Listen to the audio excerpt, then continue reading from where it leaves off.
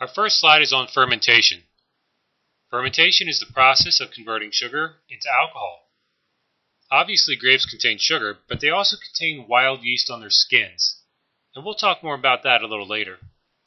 Fermentation occurs as the yeast consumes oxygen and then the sugar, producing alcohol with a byproduct of carbon dioxide gas. It's a really fun process to watch, and as we move along in the course and when we get our juice, I'll show you through videos the process of fermentation.